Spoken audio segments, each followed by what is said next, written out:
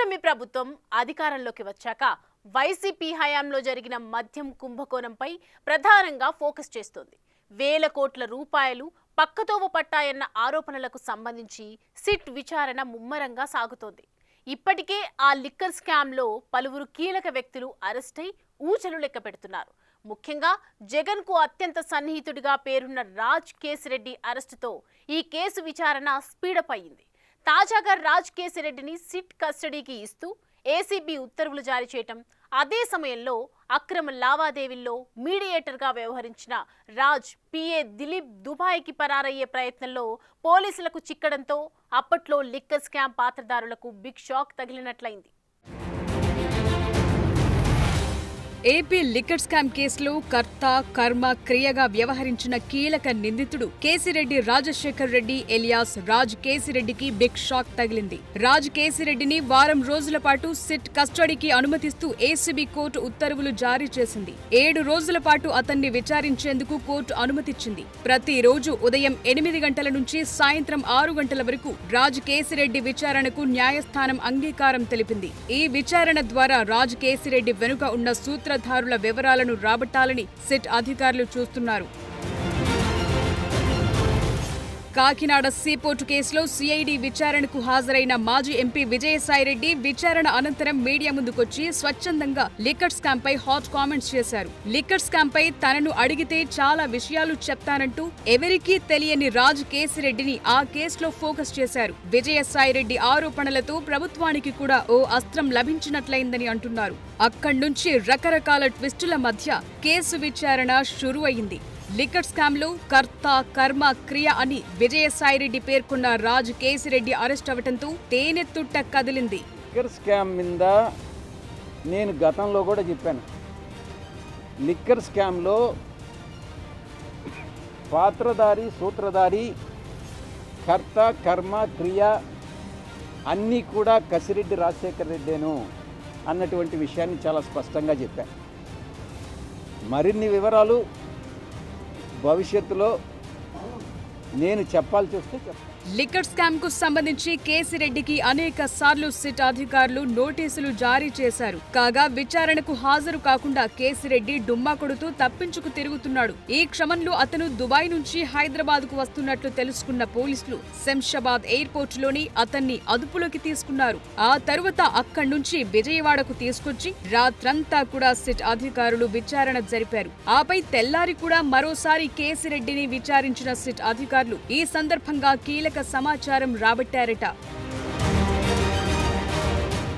మద్యం సరఫరా కంపెనీలు, డిస్టిలరీల నుంచి కేసిరెడ్డి ప్రతి నెల 50 నుంచి 60 కోట్ల మేర ముడుపులు వసూలు చేసి ఆ సొమ్మంతా నాటి ముఖ్యమంత్రి జగన్ కి చేర్చేవారని సిట్ దర్యాప్తులో గుర్తించిందట. జగన్ పెదనాన్న వైఎస్ జార్జ్ రెడ్డి రెండో కుమారుడు YS Anil Reddy, Bharathi cements director, Jagan సతీమణి భారతి తరపున ఆర్థిక వ్యవహారాలు చూసే గోవిందప్ప బాలాజీ, వైసీపీ రాజంపేట ఎంపీ పెద్దిరెడ్డి మిథున్ రెడ్డి, విజయసాయిరెడ్డిల ద్వారా ఈ ముడుపుల సొత్తు మొత్తం జగన్ కు అందజేసేవారని నిర్ధారించింది. ముడుపులు కొల్లగొట్టేందుకు వీలుగా YCP MP Mithun Reddy, Vijayasai Reddy, APS బీసీఎల్ మాజీ ఎండీ వాసుదేవరెడ్డి, ప్రత్యేకాధికారి సత్యప్రసాద్ తదితరులతో కలిసి నూతన మద్యం పాలసీ రూపకల్పన దగ్గర నుంచి ముడుపుల వసూలు వరకు ప్రతి దశలోనూ రాజ్ కేసిరెడ్డి కీలకంగా వ్యవహరించినట్లు ఇప్పటికే సిట్ తేల్చింది. ఈ కేసులో సేకరించిన పలు ఆధారాలు మాజీ ఎంపీ విజయసాయిరెడ్డి, ఎంపీ మిథున్ రెడ్డిలు ఇప్పటికే విచారణలో చెప్పిన సమాచారంతో సిట్ అధికారులు అరెస్టు తర్వాత రాజ్ కేసిరెడ్డిని ప్రశ్నలు అడిగినట్లు తెలుస్తోంది.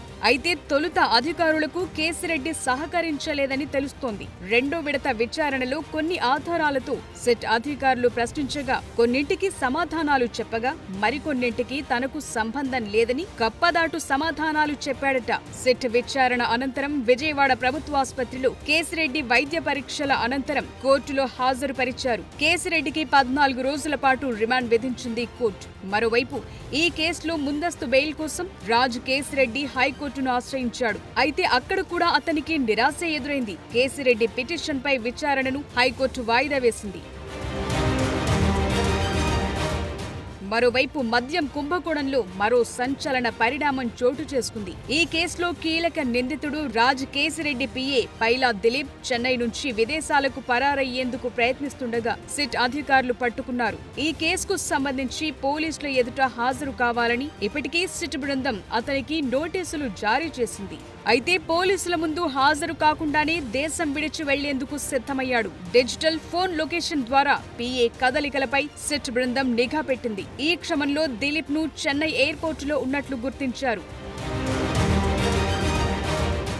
వెంటనే విజయవాడ నుంచి చెన్నై ఎయిర్పోర్టుకు చేరుకున్న సిట్ అధికారులు దిలీప్ ను అదుపులోకి తీసుకున్నారు. విజయవాడ నుంచి చెన్నై వెళ్లిన సిట్ బృందం మద్యం కుంభకోణానికి సంబంధించి రాజ్ కేసిరెడ్డి పిఏ వద్ద కీలక సమాచారం ఉన్నట్టు సిట్ బృందాలు భావిస్తున్నాయి. కమిషన్లిచ్చే డిస్టిలరీ యజమానులతో దిలీప్ కాంటాక్టులో ఉండేవాడని డిస్టిలరీ యజమానులు సిట్ బృందానికి ఇచ్చిన స్టేట్మెంట్ లో పేర్కొన్నారు. రాజ్ కేసిరెడ్డి లిక్కర్ గ్యాంగ్ అంతా కూడా పిఏ చెబితేనే అక్కడకు వెళ్లి కమిషన్లు వసూలు చేసేవారని విచారణలో తేలింది. హైదరాబాద్ జూబ్లీహిల్స్ లో ఉండే ఓ కార్యాలయానికి సొమ్ము మొత్తాన్ని చేర్చి ప్రతి వారం లెక్కలు తేల్చి ప్రతి నెల 50 నుంచి 60 కోట్లను పైవారికి చేర్చేవారట. డిస్టిలరీ యజమానులకు ఏపీ బేవరేజ్ కార్పొరేషన్ ఎంత ఇండెంట్ ఇచ్చేది, ఆ ఇండెంట్ నుంచి ఎంత కమిషన్ రావాలో దిలీప్ ఫోన్ చేసి చెప్తేనే వారు కమిషన్ మొత్తాన్ని తీసుకొచ్చి ఇచ్చేవారట. రాజ్ కేసిరెడ్డి డిస్టిలరీల యాజమాన్యాల మధ్య అనుసంధానకర్తగా ఉన్న పైలా దిలీప్ ను అదుపులోకి తీసుకుంటే కీలక సమాచారం బయటపడే అవకాశం ఉందని సిట్ అధికారులు భావిస్తున్నారు. ఆ క్రమంలో దిలీప్ కాల్ డేటాపై సిట్ సమాచారం సేకరించింది. దిలీప్ ఎక్కడుంటాడు, అతని కదలికలపై నిఘా పెట్టి సిట్ అధికారులు మారు పేరుతో టికెట్ కొని చెన్నై నుంచి దుబాయ్ వెళ్లాలని ప్రయత్నించినట్లు గుర్తించి చెన్నై ఎయిర్పోర్టులో అదుపులోకి తీసుకున్నారు. దిలీప్ అరెస్ట్ తాజాగా రాజ్ కేసిరెడ్డిని సిట్ కస్టడీకి అనుమతించడంతో వైసీపీలో మరిన్ని పెద్ద తలకాయల భాగోతాలు బయటపడటం ఖాయమంటున్నారు.